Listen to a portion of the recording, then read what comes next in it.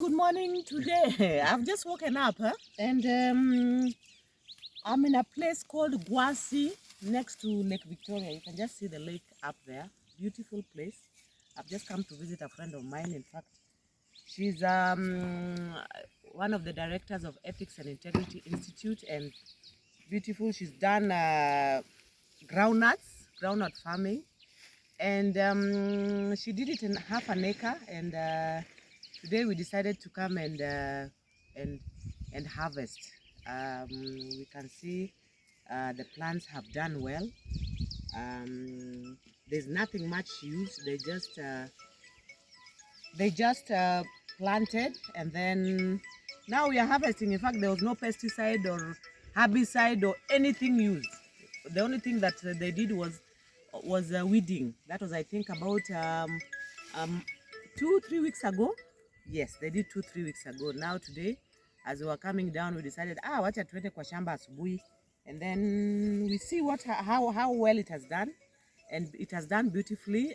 Those guys who don't know about groundnuts, kindly just have a look at how it's done. Groundnuts don't grow like beans; they grow inside the soil. It's like potatoes. So today I'm harvesting groundnuts. Those ones who don't know about groundnuts, here we are. You can see how groundnuts harvested. These are groundnuts that were not done herbicide, pesticide, whatever. Purely organic. Purely organic. You can see even the leaves, there's nothing. They don't have any diseases. The leaves are healthy. They're looking very nice. These are groundnuts. Those ones who don't know about groundnuts here, these are the red ones. Most of the times, you'll get the ones that have not been shelled. These ones you can, when you wash them very well, you can boil them instead of roasting them. You can boil them. When this, you come and you just remove like this, very simply. I know most of you know the red small ones. They are mostly from Uganda, but you can even get the big ones. These are mostly white, but this one was a red small variety. After they've harvested, you go and dry them so that the shells can dry better. They are a bit wet because yesterday night it rained. We were very lucky it rained. So removing them from the soil is very easy. So what you go and dry them. After drying them, you unshell them. You can either wash them and then you boil them and then you eat them. You just put a little bit of salt, or you can roast them with a little bit of salt and then you enjoy with your breakfast or whatever you want to do. Thank you so much. Jalua is unleashing for you what you do.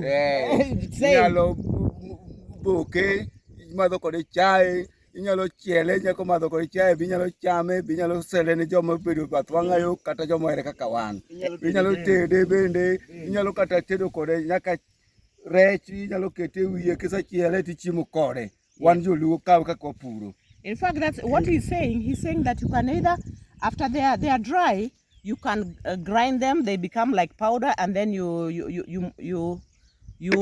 make stew out of it. You can use it in so many ways, and it's very healthy. You can do dengu with it, and whatever you choose to do with it.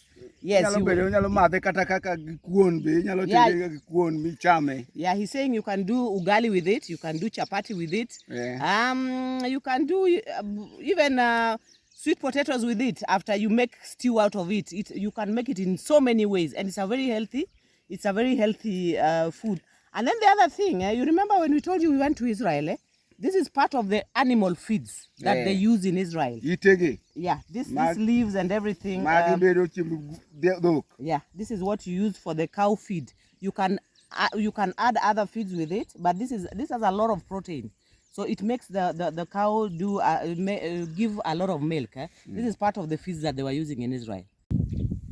Now, something else I've learned, if you delay in harvesting, this is what you get, because it starts growing by itself, especially when it starts raining.